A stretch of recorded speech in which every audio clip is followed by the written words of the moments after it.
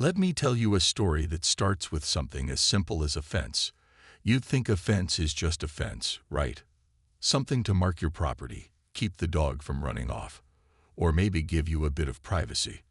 But in my neighborhood, nothing is ever that straightforward, especially when Karen Thompson is involved. Karen is one of those people who always has to have things her way. She's the type who shows up at HOA meetings with a clipboard and a list of complaints longer than a grocery receipt. If your mailbox is half an inch too tall or your holiday lights blink in a pattern she doesn't approve of, you'll hear about it. She's got rules for everything. Rules that don't even exist in the official handbook, but somehow become law because she says so. Anyway, I decided it was time to upgrade my backyard. My old chain-link fence had seen better days. It sagged in places, rusted in others, and frankly, it made my house look like it belonged on the wrong side of town. So I saved up, picked out a beautiful cedar picket fence, and submitted the design to the HOA for approval. They took their sweet time reviewing it, but eventually, they gave me the green light, or so I thought.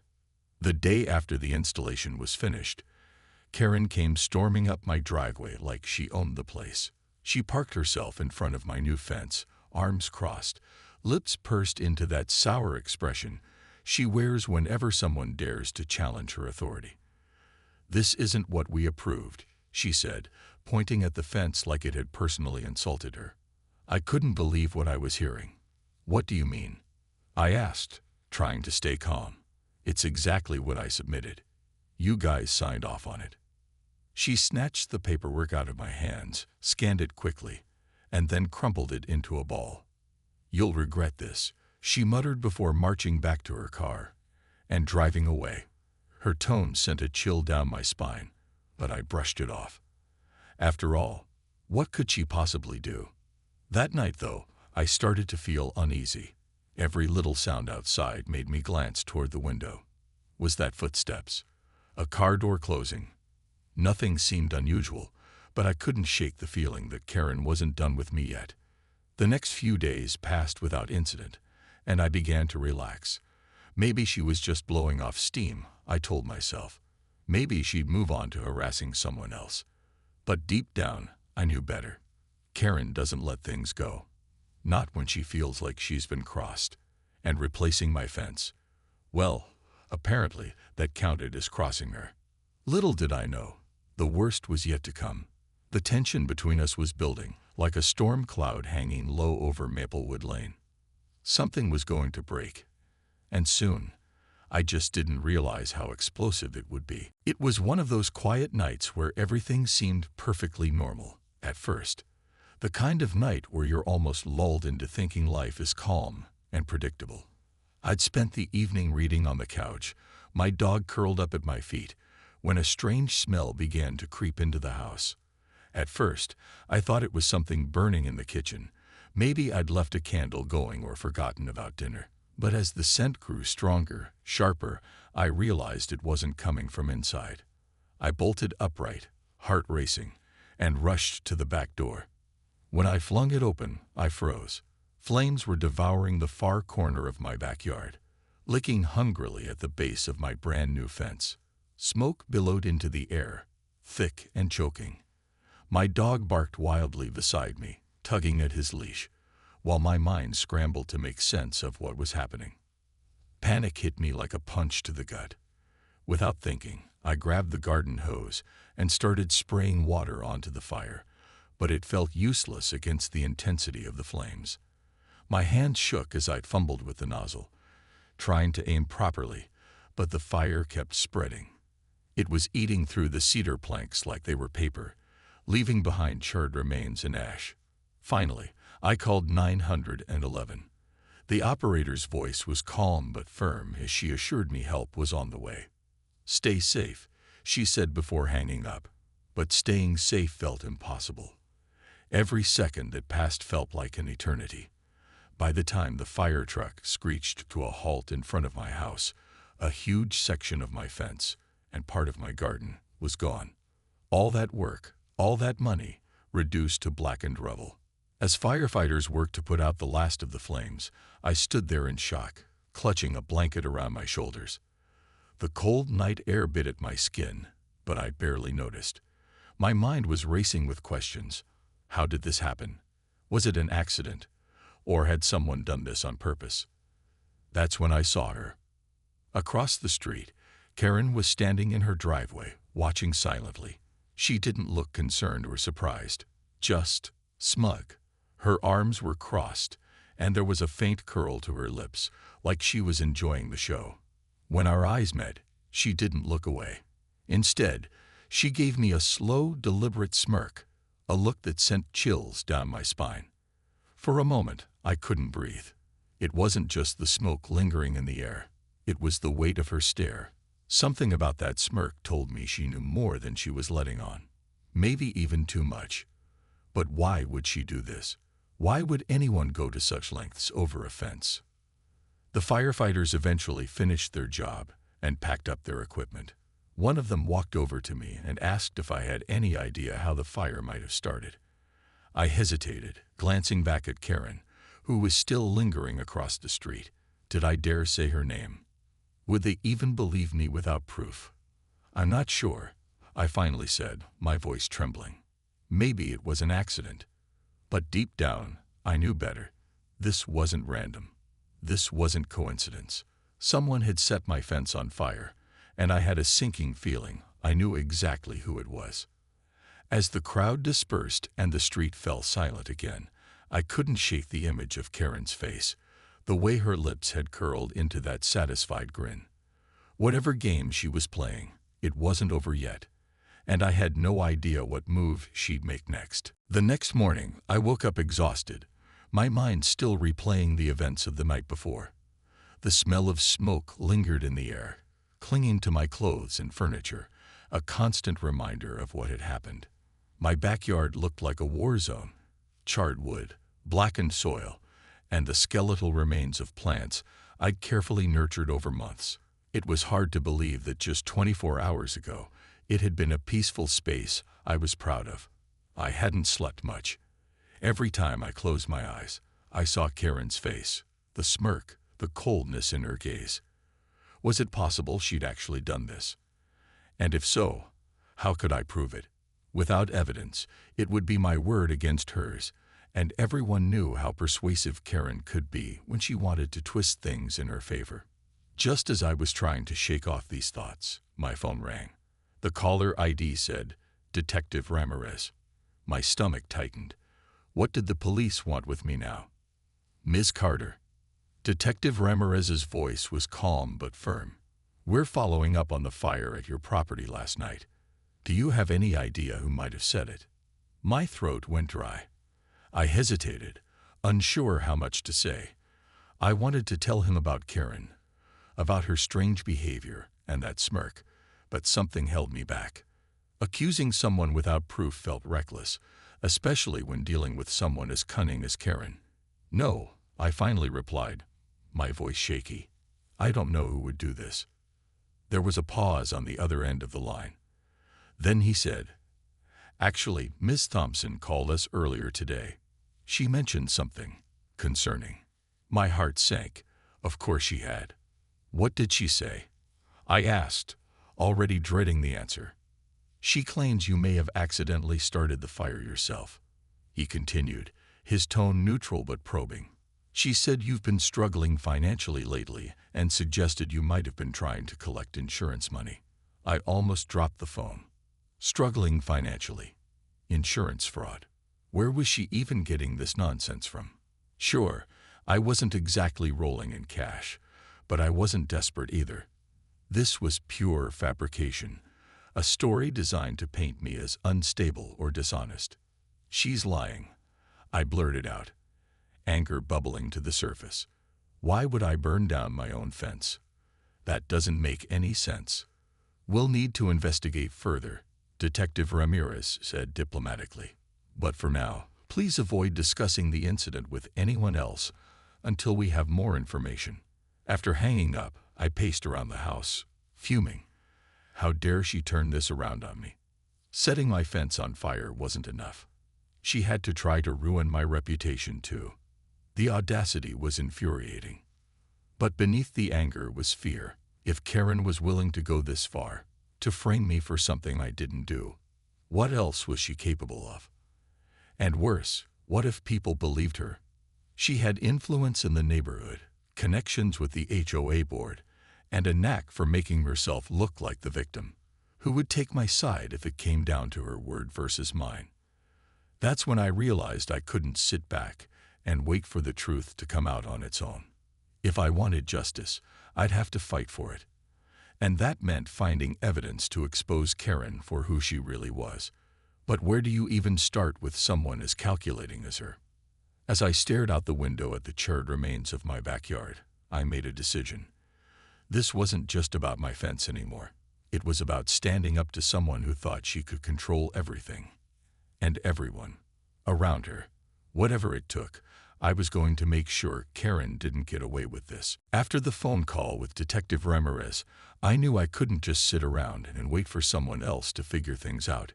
If Karen was behind this, and I was almost certain she was, I had to find proof.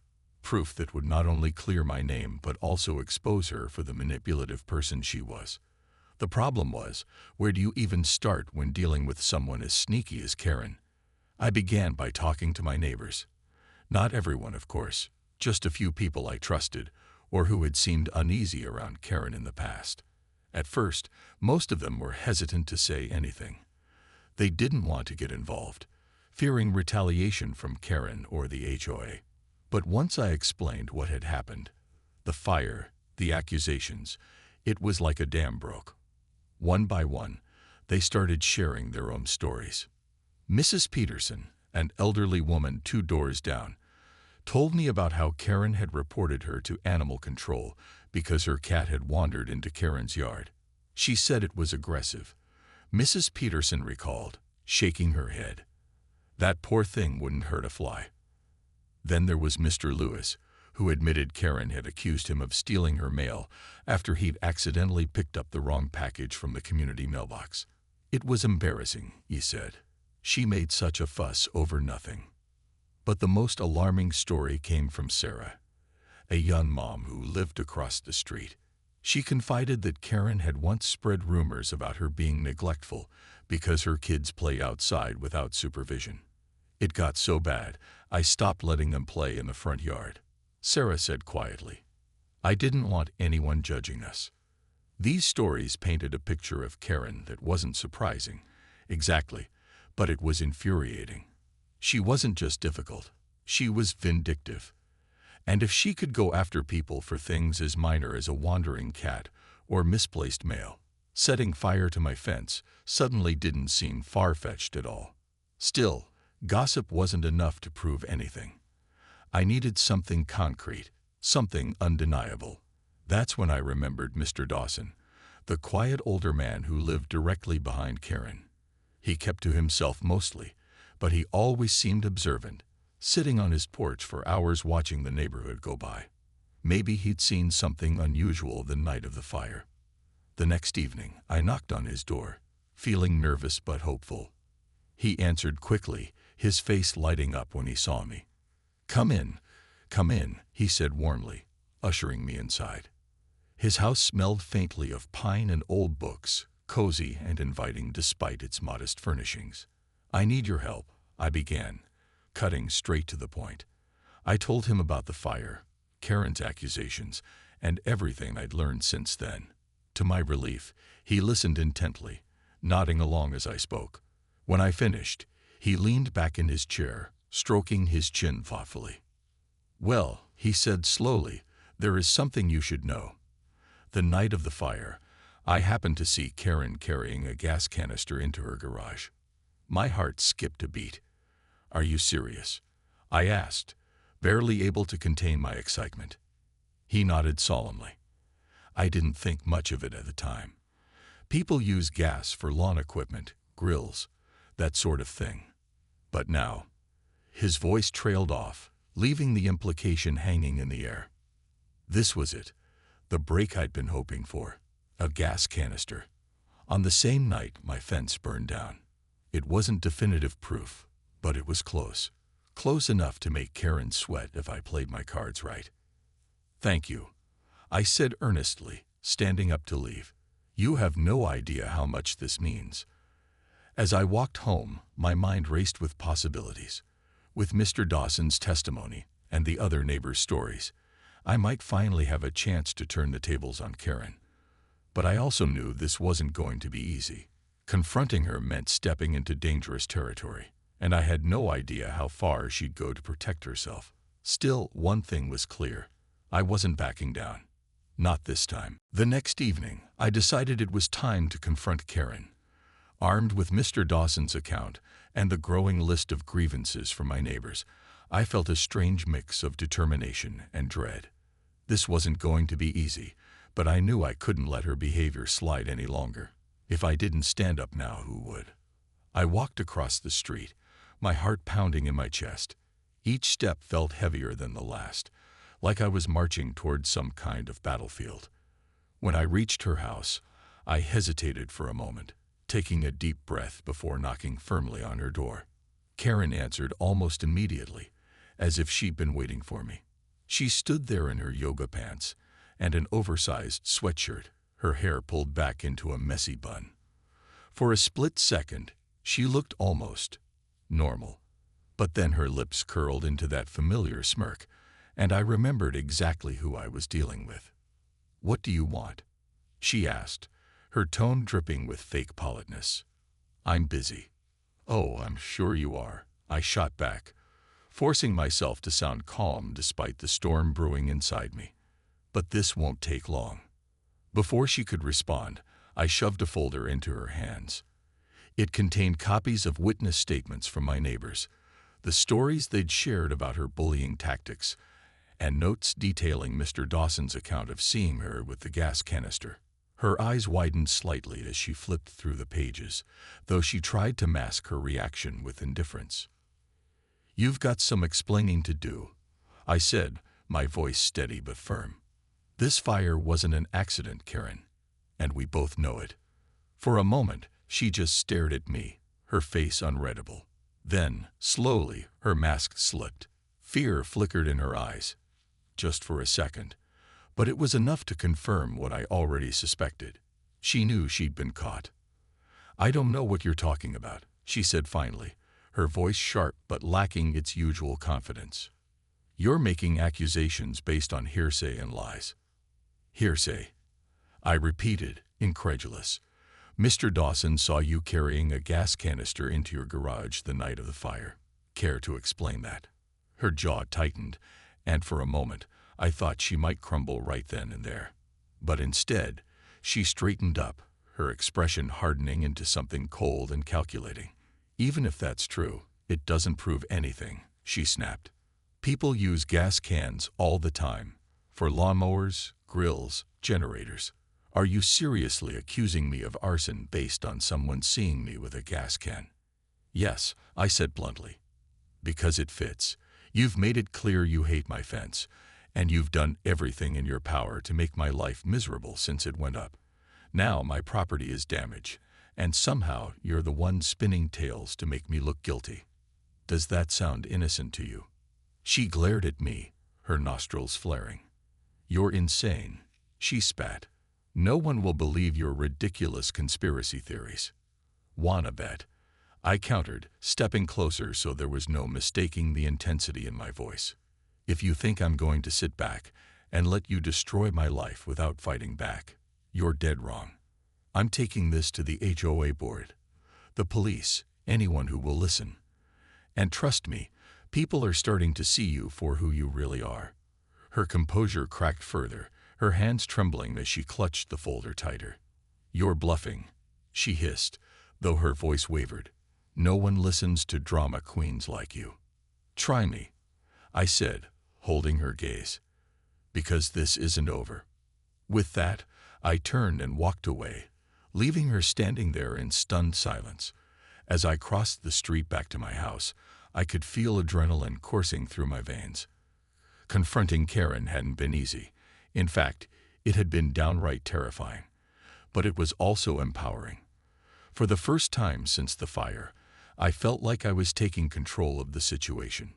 Still, I knew this was only the beginning. Karen wasn't the type to back down without a fight, and I had no doubt she'd try to retaliate. But I was ready. Whatever came next, I wouldn't let her win. Not again. The days following my confrontation with Karen felt like a ticking time bomb. I knew she wouldn't take the accusations lying down, but I also knew I couldn't back down either. Armed with Mr. Dawson's testimony and the growing list of complaints from neighbors, I decided it was time to escalate things. The HOA board had ignored Karen's behavior for far too long, and if they weren't willing to step in, I'd make sure they couldn't ignore it anymore. I started by filing a formal complaint with the HOA, attaching all the evidence I'd gathered, witness statements, photos of the burned fence, and detailed notes about Karen's history of bullying and manipulation. To my surprise, the board took my claims seriously, or maybe they were finally tired of her antics. Either way, they launched an investigation into her conduct as an HOA member and officer. Meanwhile, I hired a lawyer to explore legal options against Karen for the fire. It wasn't just about getting justice for my damaged property. It was about holding her accountable for crossing a line that no one should ever cross. My lawyer advised me to gather as much documentation as possible, so I went door to door again, asking neighbors if they'd be willing to testify or provide written statements. Slowly but surely, the pieces began falling into place. Karen, however, wasn't going quietly. She retaliated in ways both petty and calculated. Anonymous notes appeared on my doorstep, accusing me of stirring up trouble. Someone slashed one of my car tires overnight, and during a heated HOA meeting, she publicly accused me of harassing her, even shedding crocodile tears for dramatic effect. Some neighbors shifted uncomfortably in their seats, unsure who to believe, while others exchanged knowing glances. The tension in the room was palpable. But the tide was turning. More people came forward with stories about Karen's manipulative behavior. One couple revealed she'd threatened to report them to code enforcement over a minor landscaping issue unless they sided with her in a dispute. Another neighbor admitted she'd spread false rumors about him being late on his dues, damaging his reputation within the community. Each new account added weight to my case, painting a clear picture of someone who thrived on control and intimidation. Then came the breakthrough. Forensic investigators confirmed traces of accelerant at the scene of the fire, proof that it hadn't been an accident. When questioned further, Karen stumbled over her explanations, contradicting herself multiple times. Her lies were unraveling, and everyone could see it. Finally, under mounting pressure, Karen broke down. During a private meeting with the HOA board, she confessed, not outright of course, but enough to admit fault. She claimed she'd only intended to scare me by setting a small, controlled fire near my fence, hoping it would force me to replace it with something more HOA approved. But the flames had spread faster than she anticipated, spiraling out of control. Her confession shocked even her staunchest defenders. The HOA board acted swiftly, stripping her of her position and banning her from future meetings. They issued a public apology to me and pledged to overhaul their policies to prevent similar abuse of power in the future. As for the legal consequences, Karen was ordered to pay restitution for the damages, serve community service hours, and attend anger management classes. While it wasn't prison time, it was still a victory, one that sent a clear message. You can't destroy someone else's property and get away with it. When everything settled, I felt a strange mix of relief and exhaustion. The fight had been exhausting, but it was worth it. For the first time in months, I could walk outside without looking over my shoulder, wondering what Karen might do next. Rebuilding my fence and my sense of safety took time, but it was worth every moment. This time around, I chose a sturdier design, a metal fence that was not only fireproof but also practically indestructible. It wasn't exactly what I'd envisioned at first, but it gave me peace of mind, knowing that no one could easily tamper with it again. As the workers hammered the last post into place, I couldn't help but feel a surge of pride. This fence wasn't just a boundary for my yard. It was a symbol of resilience. The neighborhood began to change too, slowly but surely. With Karen gone from the HOA board and her influence fading, people started speaking more freely. Neighbors who had once avoided eye contact or whispered behind closed doors now waved hello and stopped to chat. Mrs. Peterson brought over a plate of cookies as a thank you for standing up to Karen. Even Mr. Dawson became a regular visitor, sharing stories about his grandchildren and occasionally gifting me fresh tomatoes from his garden. But the most surprising shift came from Sarah, the young mom across the street. She confided in me one afternoon while our kids played together in the cul-de-sac. "You've inspired me," she said, smiling shyly. "I used to let Karen walk all over me because I didn't want any trouble. But seeing how you handled everything, well, it made me realize we don't have to live in fear." Her words stayed with me long after our conversation ended. It wasn't just about winning against Karen. It was about empowering others to stand up for themselves. For so long, Karen's intimidation tactics had silenced the neighborhood, creating an atmosphere of resentment and mistrust. Now, with her gone, cracks of light were beginning to shine through. Still, rebuilding trust took effort. The HOA held several meetings to address past grievances and establish clearer guidelines for resolving disputes. They invited feedback from residents and promised transparency moving forward. While skepticism lingered among some neighbors, there was a collective sense of hope, a belief that things could be better if we worked together. One evening, as I sat on my porch watching the sunset paint the sky in hues of orange and pink, I reflected on everything that had happened. The fire, the accusations, the late-night fears. They all seemed like distant memories now. What remained was a deeper understanding of strength, not the kind that comes from fighting alone, but the kind that grows when people unite for a common cause. Even my backyard felt different. Though parts of it were still scared from the fire, new plants were beginning to grow. Wildflowers sprouted where ash had once covered the ground, their colors bright and defiant. Life always finds a way to push through destruction, I thought. And maybe that's what this whole ordeal had taught me. Even when things seem irreparably broken, healing is possible if you're willing to put in the work. As the weeks turned into months, Maplewood Lane transformed, not just physically, but emotionally. Laughter echoed through the streets again. Kids raced their bikes down sidewalks without a care in the world. And though I knew conflicts would inevitably arise in any community, I felt confident we were stronger now, better equipped to handle disagreements with fairness and respect. In the end, Karen's actions backfired in ways she probably never imagined. Instead of instilling fear, she inadvertently sparked a movement toward unity and accountability. Sure, she tried to burn me out, literally and figuratively, but in doing so, she underestimated one crucial thing: the power of standing your ground. Now, when I look out at my backyard, I see more than just wood and metal. I see resilience. I see justice. And most importantly, I see proof that sometimes the best revenge isn't vengeance at all. It's surviving, thriving, and showing the world that no amount of hatred can extinguish the light of courage and community. And that, I realized, was a victory far greater than anything Karen could ever take away.